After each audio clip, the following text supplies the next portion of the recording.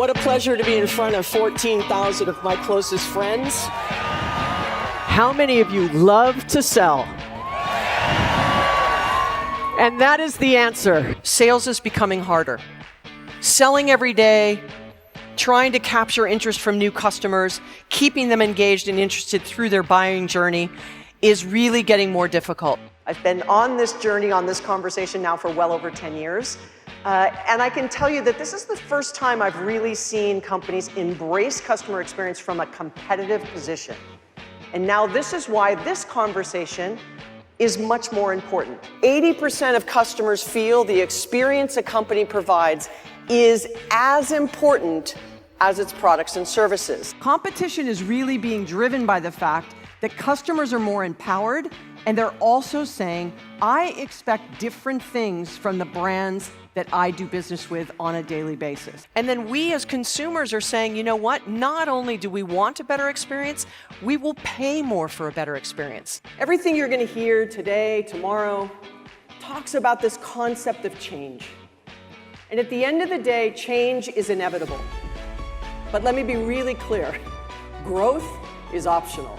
Tiffani Bova, author of The Experience Mindset, and that's really changing the way you think about growth. And if you know Tiffani, we've known her, she's been thinking about growth and sales and marketing and operations, and suddenly now she's talking about all these experiences that really change from customer-employee experiences that actually help you build. I would say more and more the conversation is not just about how do we create greater connections with our customers, but also how do we create greater connections with our employees.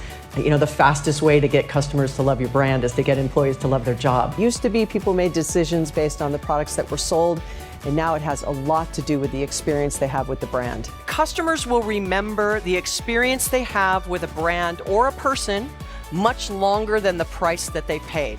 All of these consumer experiences that have made their way into our lives are now expected to happen in our business lives as well. Because customers are saying, if you really show me you're listening to me, I see it in the services and the products you launch. I see it in the way you serve me. I see it in my experience I have with you. I see it in the people you hire. And more importantly, I see it in the way you engage with me. The interesting thing was, from a startup all the way to a Fortune 1 company, the challenges they had were the same.